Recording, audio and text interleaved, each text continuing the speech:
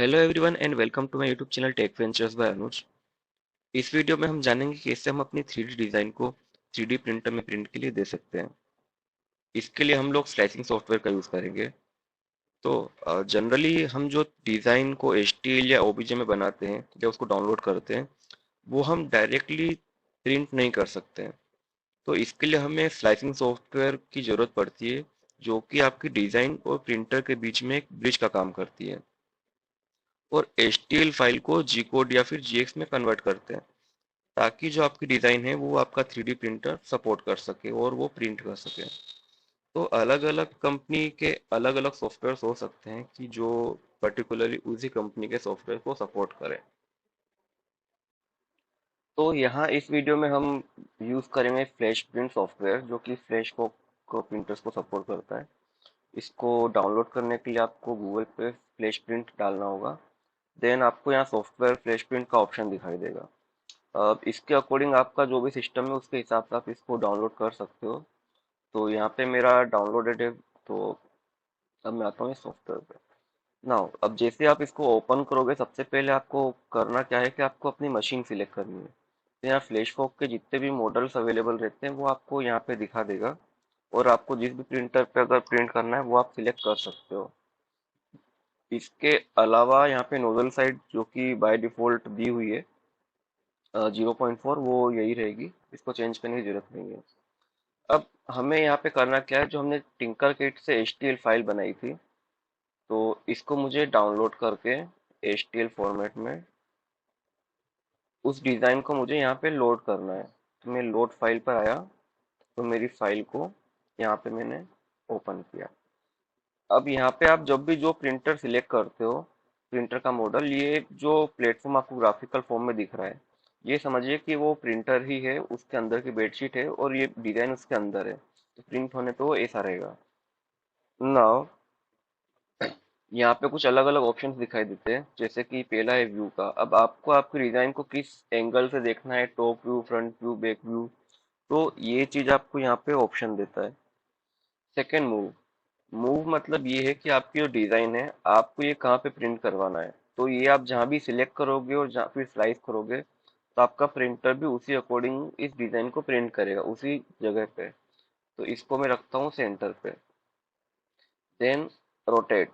अब रोटेट में क्या होता है कि आपकी जो डिजाइन है आपको किस एंगल पे इसको रोटेट करवाना है और कितने डिग्री रोटेट करना है। अगर आप इसको मान लो एक्स वाई जेड किसी भी एक्सेस से पर्टिकुलर एंगल पे रोटेट करना चाहते हो, तो आप मैन्युअली भी करवा सकते हो, या फिर इसको आप 90 डिग्री से इस तरह से भी रोटेट करवा सकते हो। ठीक है, तो डिजाइन पे डिपेंड करता है कि आपको यहाँ पे क्या करना है। Then scale. स्केल में ये कि आपको इसकी साइज कम ज्यादा करनी है तो हम लोग यहाँ से कर सकते हैं। तो यहाँ भी यूनिफॉर्म स्केलिंग हो रही है, तो अगर आप इसको रीसाइज या रीशेप करोगे तो ये तीनों ही एक्सिस एक साथ इस पे कम ज्यादा होंगे। Then cutting. कटिंग में ये होगा कि आपकी डिजाइन को ये बीच से कट कर देगा। ओके। इसके अलावा डुप्लीकेट करना, मान लो ये डिजाइन आपको डुप्लीकेट करनी है, जितनी करनी है वो आप कर सकते हो। सपोर्ट देना, मान लो कोई ऐसी डिजाइन है जिसमें आपको कोई सपोर्ट की रिक्वायरमेंट है, तो आप यहाँ पे ऑटो सपोर्ट करोगे तो वो डिजाइन में सपोर्ट ऑटोमेटिक जुड़ जाएगा। इसको हम देखते हैं। तो ये जैसे कि मेरी सही से सरफेस पे रखी हुई है, तो यहाँ पे ज्यादा कुछ होगा नहीं सपोर्ट के लिए। पर इसको अगर मैं मान लो रोटेट कर देता हूँ, इसको मैं 90 डिग्री रोटेट करवा देता हूँ इस तरह से। अब मैं यहाँ पे इसको सपोर्ट डालता हूँ, तो ये डेफिनेटली इस तरह की जो चीजें हैं यहाँ पे सपोर्ट की रिक्वायरमेंट पड़ेगी। तो ये आप इसको देख सकते हो इस तरह से, ये ऐसे सपोर्ट इसमें जुड़ चुके हैं। तो मैं भी क्लियर कर देता हूँ और वापस से इसको उसी तरह से रख देता हूँ। ठीक है। अब इसके अलावा यही है मशीन को कनेक्ट करना और अदर चीजें, इस पे भी हम आगे आते हैं। अब अगर आपको लग रहा है कि आपकी डिजाइन पूरी ठीक बन चुकी है, आपको ज्यादा कुछ करना नहीं है, तो आपको आना है स्टार स्लाइसिंग पे।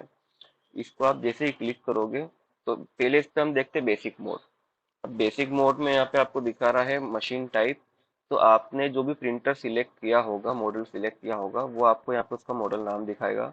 नोजल साइज जो रहती है वो। मटेरियल टाइप, तो 3D प्रिंटिंग के लिए हम जनरली PLA और ABS यूज करते हैं इन मॉडल्स के लिए।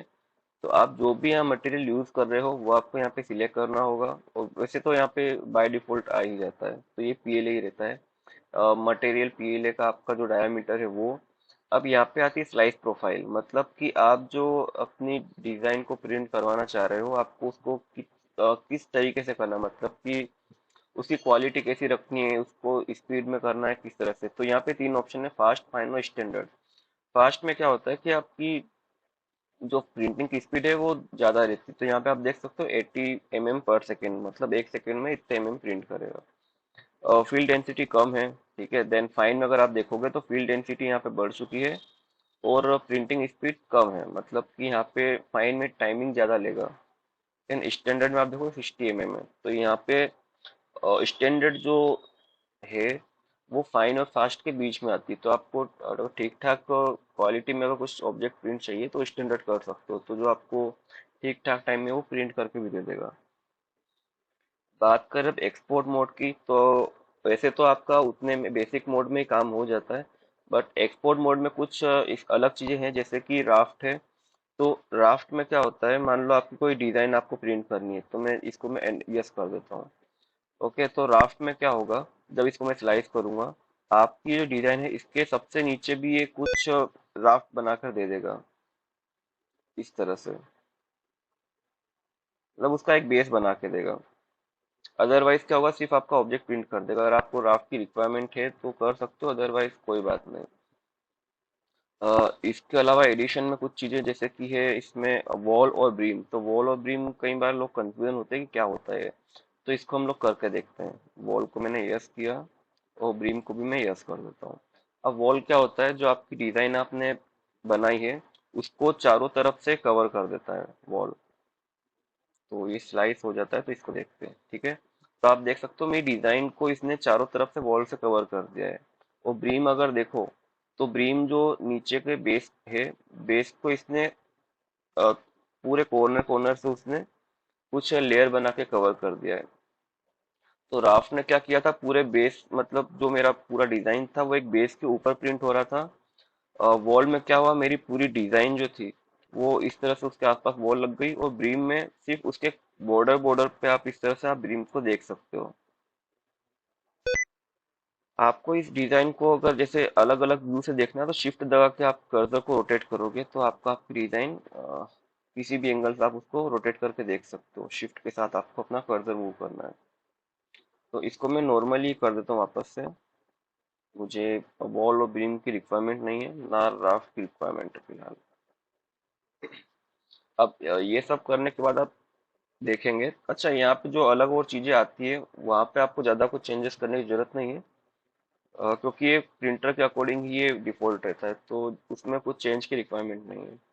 अब आप इसको जब स्लाइस प्रीव्यू में देखते हो तो यहाँ पे आपको दिखाएगा आपकी डिजाइन का नाम, कितना टाइम ले रहा है, कितना मटेरियल यूज कर रहा है, ये सब चीजें। और यहाँ पे आप अपनी डिजाइन को एनालाइज भी कर सकते हो कि वो किस पर्टिकुलर लेयर पे कितना प्रिंट कर देगा आपकी डिजाइन को, इस तरह से। तो ये चीज आप यहाँ पे एनालाइज करके देख सकते हो। देन लास्ट में आपको बस करना यह है, आपकी डिजाइन को डाउनलोड करना है। तो डाउनलोड आप करोगे तो ये होगा जीएक्स फॉर्मेट, जीएक्स या कुछ प्रिंटर्स के लिए जी कोड होता है, तो ये एक ही बात है। तो आपको यहाँ पे सेव करके उसको पेन ड्राइव में लेना रहता है। और सेकंड ऑप्शन है मशीन, मतलब आप अपनी मशीन का हॉटस्पॉट ऑन करके वाईफाई कनेक्ट करके इस सॉफ्टवेयर से मशीन को कनेक्ट कर सकते हो। देन आपकी प्रिंटिंग की जो डिजाइन है वो डायरेक्टली हम मशीन में वाईफाई के थ्रू भेज सकते हैं और आप अपने ऑब्जेक्ट को प्रिंट कर सकते हो। तो गाइस ये था ओवरऑल फ्लैश प्रिंट सॉफ्टवेयर, जो कि एक स्लाइसिंग सॉफ्टवेयर है। आई होप आपको वीडियो पसंद आया होगा।